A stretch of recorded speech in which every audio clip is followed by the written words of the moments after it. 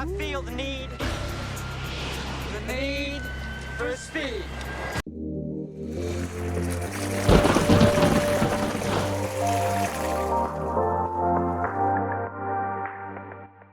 Welcome to the Oasis. My name's Mike, and today I am here in Bigscreen with my buddy Darshan, the creator of Bigscreen actually, and he's going to show me something very, very cool today, and something new that he's been working on in the background for a little while now, and he's finally ready to show it off. So he's invited me here today, and we're in this beautiful cinema lobby right now, and we're going to talk to Darshan a little bit, and then he's going to show us what he's been working on. So hey Darshan, how's it going, dude? Pretty good. Thanks for coming by. Oh no, thanks for inviting me. So like I said, we're in this lobby right now, which is like a cinema lobby. So tell me what this is all about and what you've been working on. So this is our latest environment in Bigscreen, and it's not out yet. It'll be out on December 29th. This is a great spot for people to hang out and meet up and coordinate before jumping into our VR cinemas. Okay. And to watch a movie. So this is meant to be a new hangout spot. It'll be available to anybody to come by and meet up. Wow. So how long have you been on working on this update? Well, Bigscreen is now 3.5 years old, but this update specifically we've been working on for many, many months at this point. Probably about 3 to 6 months. Nice. The lobby itself has been in development for a few months, but really a lot of it is the underlying technology that goes into our new cinema stuff, which we'll talk about in a little bit, and how it's different from our current cinemas that we have in Bigscreen today. Sure. Because as you guys have probably know, if you watch the channel, you're a fan of the channel. You know, me and Nathy jumped into a Bigscreen virtual cinema a week or two ago to check out the new Ready Player One trailer. And whilst we checked out that trailer, we also discussed about how this is kind of like almost would be cool as the new way of watching films in the future with your buddies. You wouldn't have to leave your house and go to the cinema anymore. You could just fire up a cinema in VR, and this is kind of like what it seems like you're working towards, right?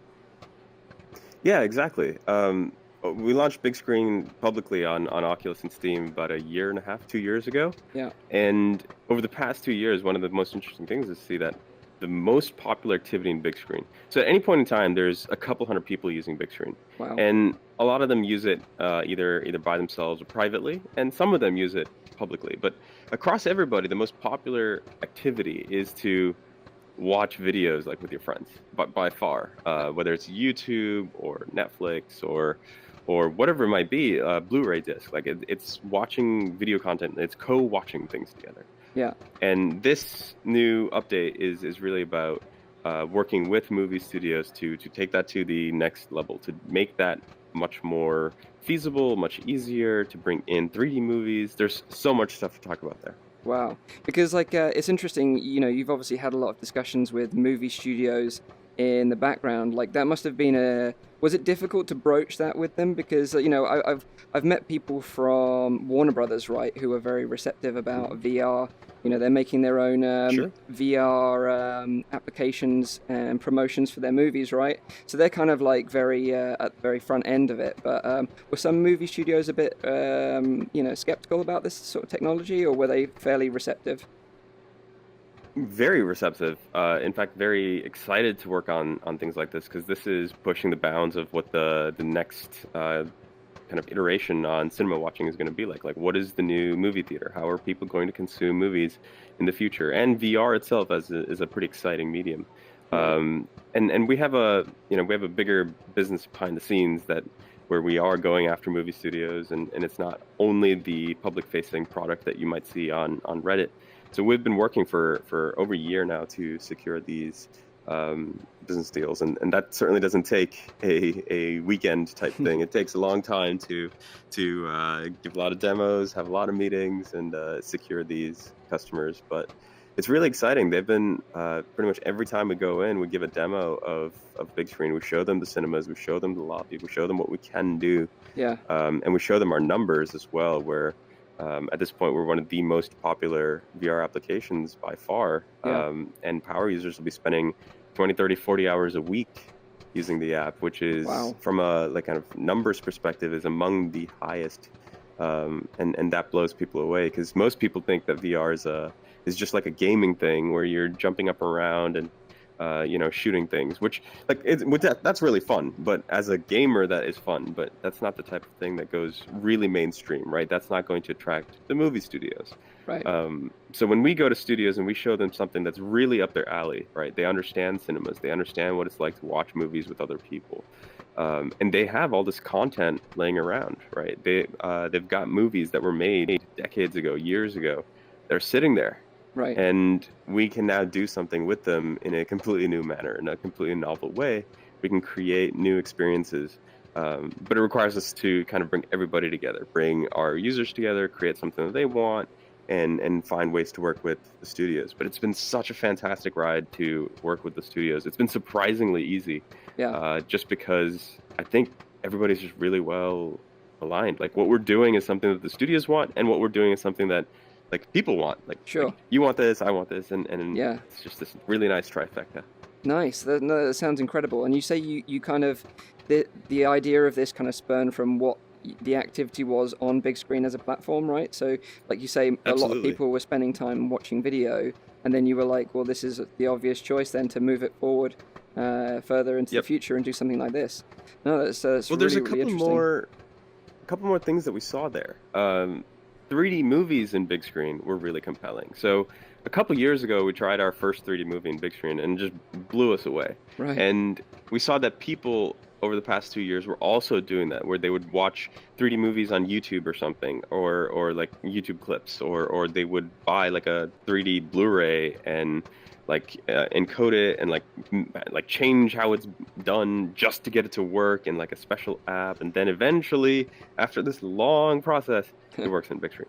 And that's not really, that's not fun. That's not easy to do. It takes forever to figure out, and we wanted to make that easier. So the question there ends up being, over the past 2 years, we've got all these people that love watching movies with their friends.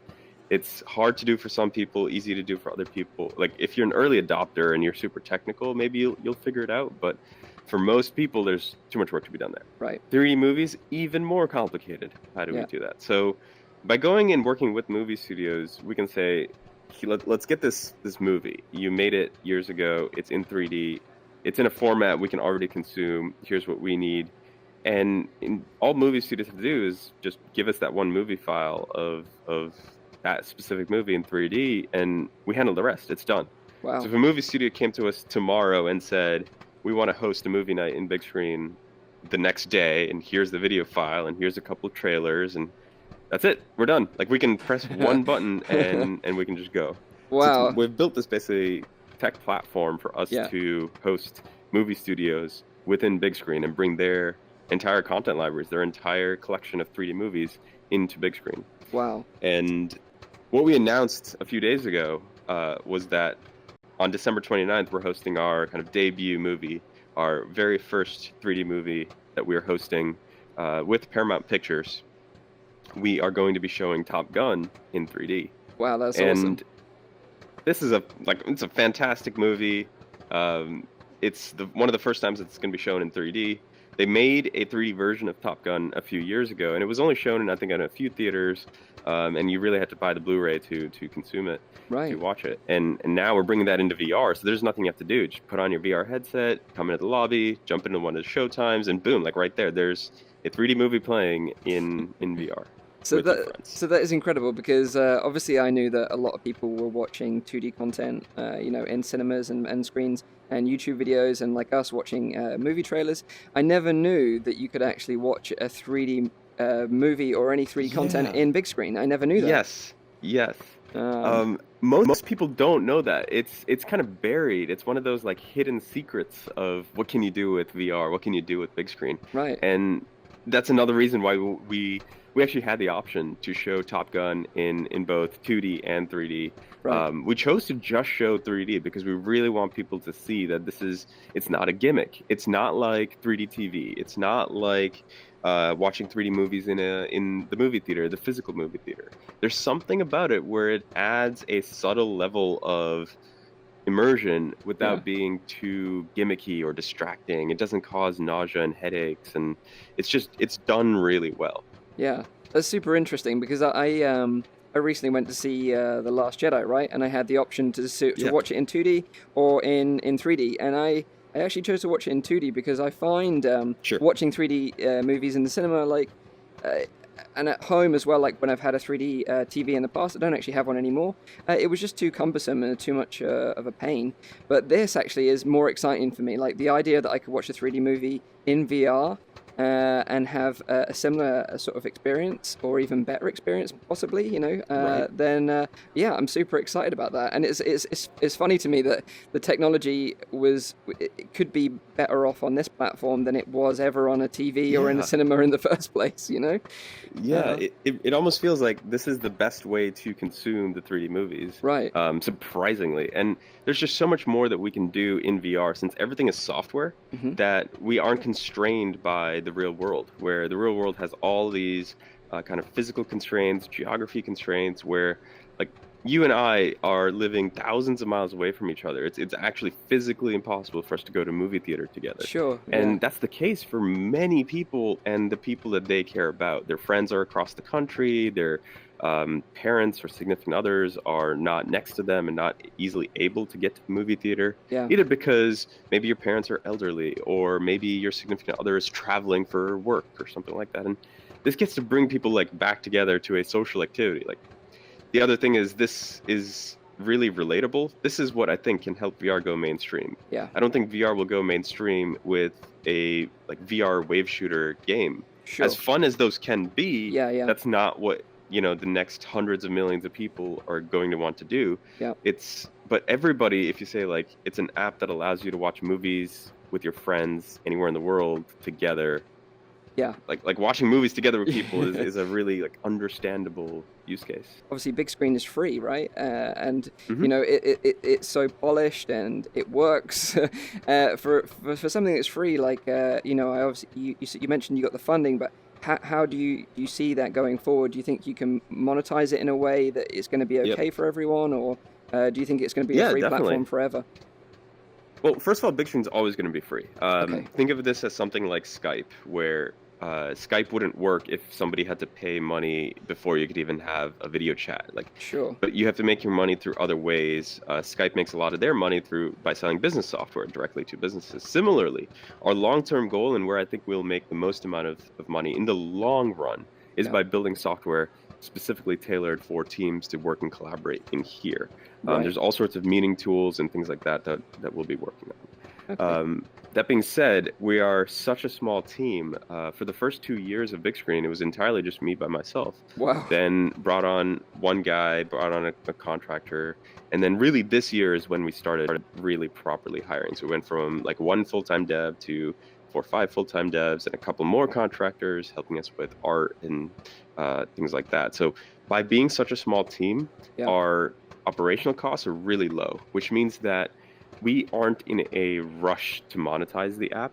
Yeah. In the sense that we can sustain ourselves. Actually, we can at our current rate, we can sustain ourselves for I think like 15 or 20 years. Wow. Yeah. But obviously, we're going to hire more people, so that number is going to go down. But Yeah. we're going to be around for a long time. We're not rushed to make money right now today because we keep Sure. our costs so low. Yeah.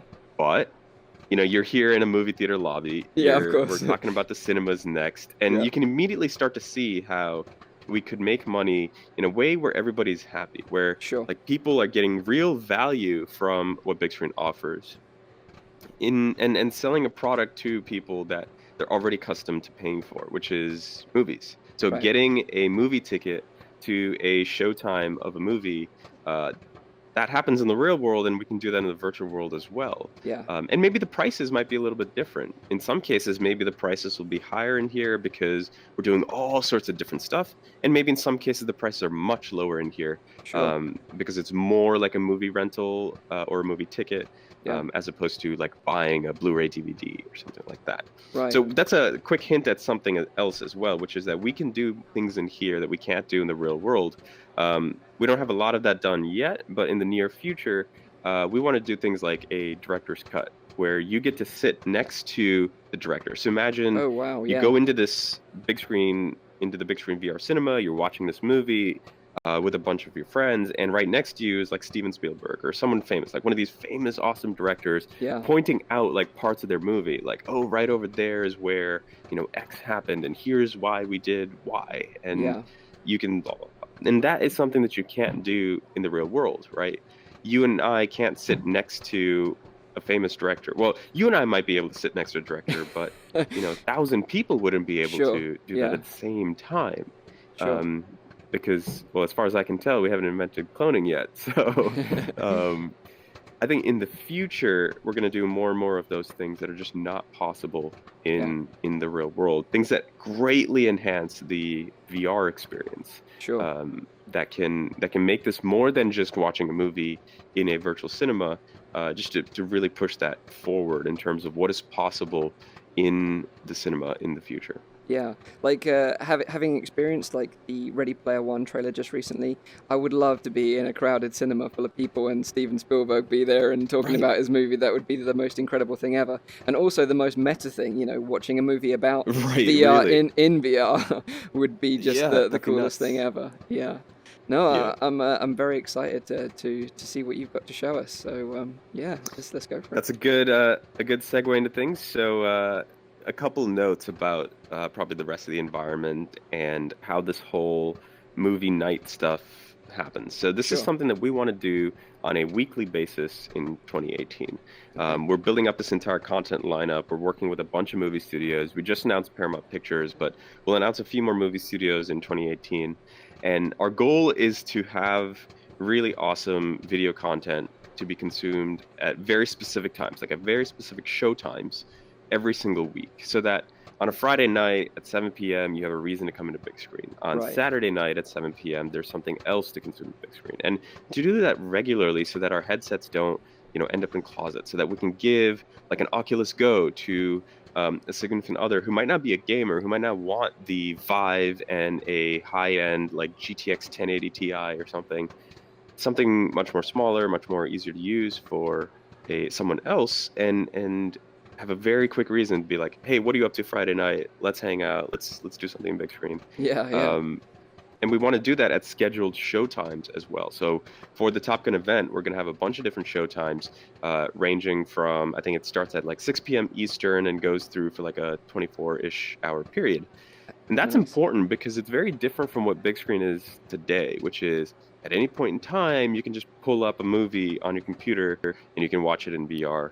You can send an invite to your friend, and now both of you are watching, Netflix together. Sure. This is very different because by giving a specific showtime, everybody can hop on at the same time. So we get to make this much more of a social event as opposed to like you and me hanging out together. Yeah. This makes it easier for lots of people to get on at the same time and get that critical mass of really feeling like there's buzz. Like everybody at 7 p.m. is doing this activity around the world, wherever you are. Right. Quick caveat, this Top Gun event is our first event, and it's only going to be held in the United States. So people outside of the United States for this event won't be able to get into it. And unfortunately, that's just the way licensing and distribution works. We do plan on hosting events for international audiences, for everybody in the world, or at least more countries in the very near future. We just weren't able to do that for this event. Sure. So we'll have the full kind of showtime information on our website that you can take a look at. It's a 24-hour period, and we'll get into some of the lobbies in a little bit. The lobbies are how these hallways are how you'll be able to get into one of the showtimes. You'll see like the name of the movie up at the top, and you'll be able to see when the showtime is, and you can just look right at it, and everybody in your party will suddenly teleport into one of the cinemas, and you'll be watching it together with thousands of people live. So say we jumped into a cinema. Is there a maximum limit of how many users can be in that cinema at a given time that you will see in the cinema? Yeah, so each showtime might have tons of cinemas like underneath the hood. Sure. So if 1,000 people want to watch the 9 p.m. showtime of a movie, they'll be separated off into groups of a few dozen people. Sure. So each cinema might have a few dozen real people, and there might be dozens or hundreds of cinemas going on at the same time. Sure. So that's one of those things where we're not constrained by the real world's like physics Of course, yeah. the physics of needing to have like oh, we only have 4 cinemas in this like 5,000 square foot like theater or something. Like we can create how many ever cinemas we want. We Yeah. can. There's no scarcity of resources there. So we get to do some really cool stuff behind the scenes to facilitate all of that and to make that happen. That being said, you're still going to feel like you're in a cinema that is a packed room because there might be a few dozen real people in there, but you'll see 50 to 100 NPCs. So you'll see a bunch of AI kind Sure. of around the room filling up the seats, and you won't really be able to tell the difference. It'll just make you feel like you're in a room with 150 people, a packed cinema. Right. But in reality, they might not be real. It Yeah. doesn't matter to you because you wouldn't be chatting with every single person Sure, in the sure. cinema.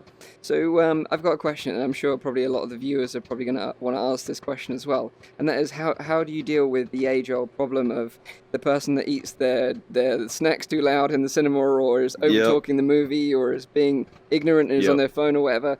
How do you deal with that in the virtual world? We have spent a lot of time in the past few months building out a bunch of tools, actually, for that exact problem. Because there's going to be one person that comes in here and Yeah. tries to scream and like tries to jump in front of people and just tries to ruin the experience. Sure. The typical troll. Yeah. We've built a lot of tools that actually make it impossible for a troll to troll, and completely like just takes away that power. Okay. So there's a few things. One of them is called the troll cage. Wow. If you're familiar with Bigscreen, Yeah. you'll know that a year and a half ago, or about 2 years ago, we released this thing called the personal space bubble. Right. And it's this thing that we said like everybody in the world should implement this like right away, if you're building a social VR app, because it solves the problem of if I stick my controller like in your face or in your body or something, it feels really disturbing to feel like something is entering your personal space. Of It feels course, like yeah. someone's stuck their hand like inside of your head. Right. And maybe the viewers would even see this, but like if I stick my hand like inside your body or something, like it just Yeah. disappears. Just disappears. Right. And you don't even see it. It just like goes away. That Yeah. is comfortable from the perspective of the VR user. You don't see something going into your body. You just see it disappear very quickly when it gets into your personal space. Right. So our troll cage is kind of the inverted concept, where it puts everybody in this like circle that you don't see the circle. It's an invisible circle, just like the personal space bubble. Of course. But if you try to leave that circle, for example, I know you're on the VIII on Steam VR, and you can probably walk quite a bit around. You could probably stand up. You can probably like walk around a few feet. And imagine doing that in a cinema environment. Like you could theoretically then walk in front of a person and like try to sit on their lap or like try to slap their face, and you could really ruin their experience. Right. The troll cage works by kind of limiting you to the seat that you're in, because big screen's a seated experience. Big screen isn't a kind of room scale, like jumping up and around kind of thing. It's meant for you to sit in your chair or your couch and just do stuff together. Yeah. And by keeping people in their seat, this means that if you try to leave your seat in the cinema environment, you will actually disappear. So if you try to walk over a few seats to like sit on, I don't know, to ruin some person's experience, Yeah. you will disappear, and they just won't even see you. Like nobody will see you if you try to like jump up and like wave your hands around or something. Right. No one will see you. So that takes away the power of trolling. You can't. No, that's We do the same thing. Sorry, go ahead. No, I was going to say it's a smart way of doing it, because we have these instances now where people are spending more time in these social applications, but like with Sure. every social application, like you mentioned, comes with these trolls that want to ruin the experience of Right. people. And it's interesting, we've been talking about like is sexual harassment a thing in VR, right? Like if there's a girl in a VR environment, the last thing you want is for her to feel threatened in any way, or any person to feel threatened in any way when someone's going into their personal space, right? So it's a smart way of dealing with it, definitely. Yeah, because it's kind of hard to especially if the audience is much younger, or if people just are trolly in nature. There's not a lot of consequence in VR, like the real world. Like people don't behave in online even the way you behave in the real world. Like there's a lot of online bullying and people say a lot of mean things that you would just never talk that way in the real world. And like YouTube comments can be vicious as Yeah, well of and course. all that.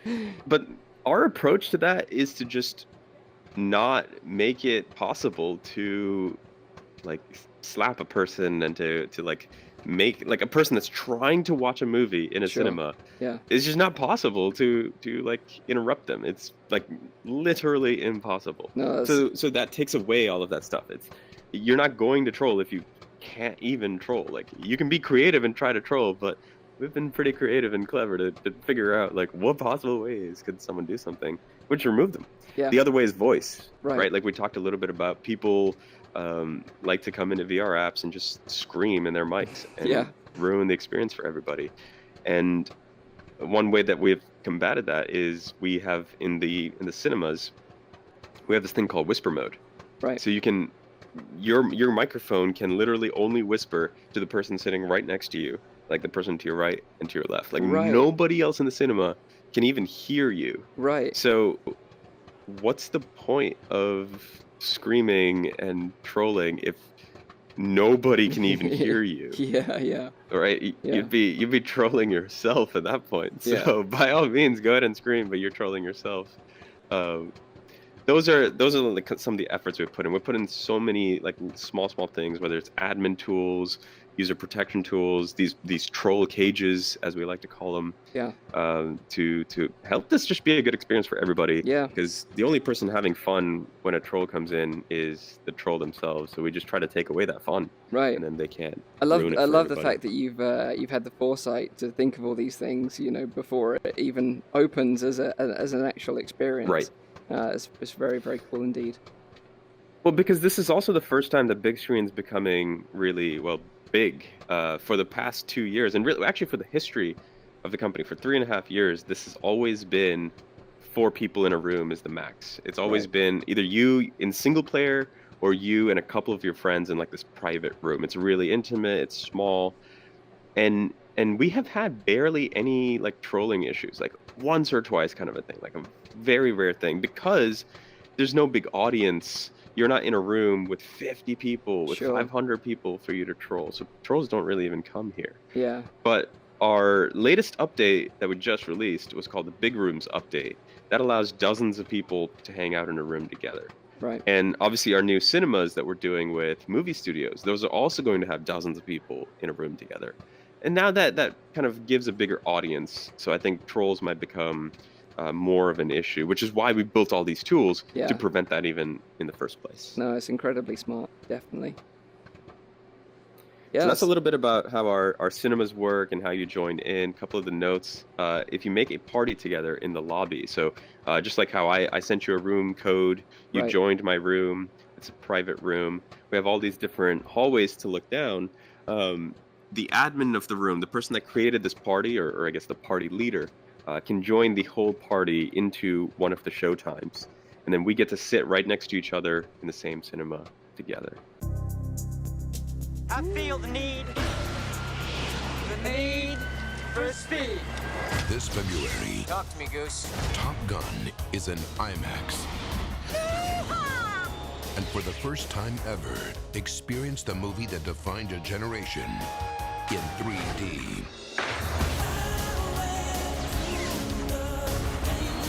So you're the one. Yes, ma'am.